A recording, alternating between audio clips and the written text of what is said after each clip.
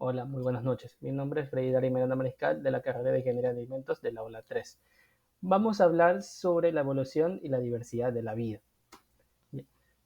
La teoría de la evolución desarrollada por Charles Darwin en el siglo XIX es una de las ideas más influyentes y revolucionarias en la historia de la ciencia, publicada por primera vez en su obra El origen de las especies en 1859.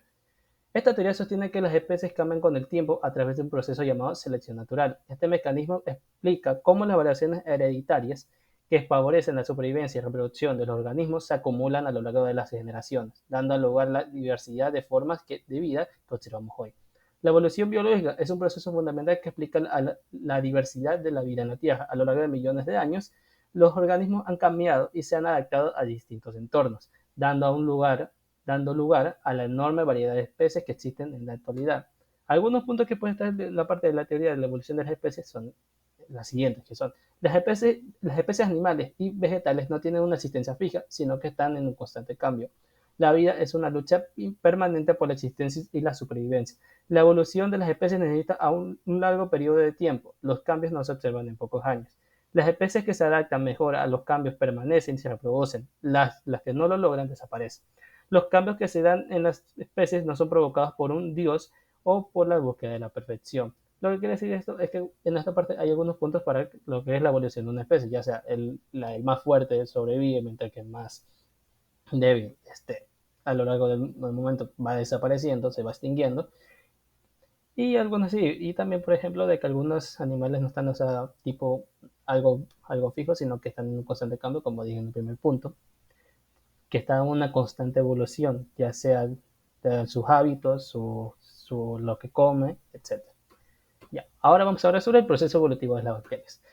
Un caso de estudio que ejemplifica el proceso evolutivo es la resistencia de las bacterias a los antibióticos. Las bacterias pueden evolucionar rápidamente debido a su corto ciclo de vida y alta tasa de reproducción. Cuando un antibiótico se usa para tratar una infección, algunas bacterias pueden poseer mutaciones que los otorgan resistencia al medicamento. Estas bacterias sobreviven y se reproducen, transmitiendo la resistencia a sus descendientes. Con el tiempo, el antibiótico se vuelve menos efectivo, lo que obliga a desarrollar nuevos tratamientos. Este proceso es un claro ejemplo de la selección natural de la acción y destaca la importancia del uso responsable de los antibióticos. Ahora vamos a hablar sobre la evolución de un animal específico que va a ser lo que son los caballos. La evolución de los caballos a lo largo del tiempo. Este proceso, que se extiende a lo largo de 55 millones de años, nos muestra cómo un grupo de pequeños mamíferos herbívoros se transformó gradualmente en los caballos modernos que conocemos hoy en día, cuyo nombre científico es Equus, adaptándose a los drásticos cambios ambientales y climáticos que moldearon su destino. Vamos a hablar sobre los primeros caballos, que son los Iracoterium.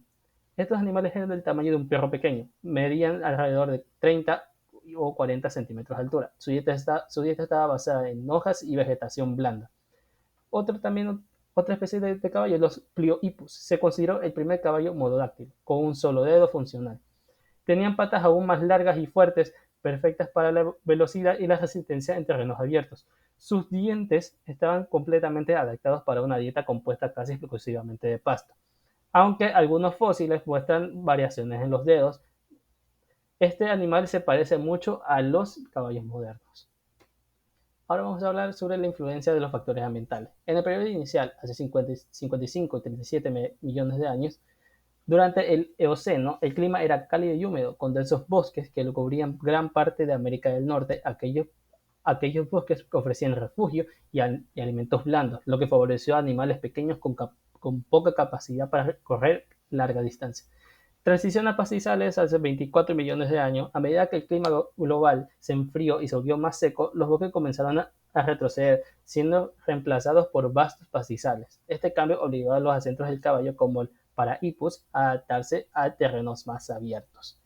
Ahora vamos a hablar sobre la diversidad biológica del ecosistema, en específico en uno, que va a ser el bosque seco. El bosque seco es un ecosistema caracterizado por su vegetación semidensa o densa y por la presencia de árboles. Una de sus principales características es que predomina un clima seco, mientras que las lluvias son poco frecuentes y breves. Algunas especies que pueden vivir acá, ya sean de flora y fauna, vamos a hablar primero sobre la fauna, que es el jaguar, la pantera onca. Se le considera uno de los principales depredadores de la selva, lo que lo coloca en lo alto de la cadena alimenticia. Además, es un excelente nadador y posee una gran agilidad, lo que le permite sumergirse en el agua para capturar presas como lo que son peces y tortugas.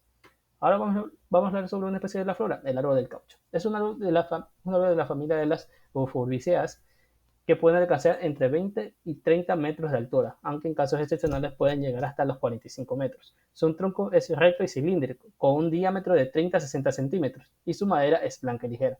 Las hojas son trifoliadas, alternas y miden entre 6 y 16 centímetros. Durante la estación seca, el árbol pierde parcialmente sus hojas, las cuales se tornan rojizas antes de caer. Y ahora vamos a hablar sobre esto del número estimado de especies por ecosistema, ya sea en la parte de flora y de fauna. Como podemos ver en los bosques tropicales, poseen una mayor variedad de lo que son especies de flora y fauna gracias a sus climas, ya sean porque es más, en la parte de los bosques tropicales llueve mucho, entonces puede haber más vegetación, y con esa vegetación algunos animales herbívoros pues, se pueden alimentar entre ellas, y gracias a eso algunos animales que son depredadores se, este, se atraen mucho a ellos para cazarlos.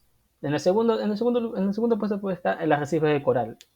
Y los tres últimos, que parecen las tundras, desiertos y océanos, son los que tienen menos especies de flora y fauna en su ecosistema. Muchas gracias.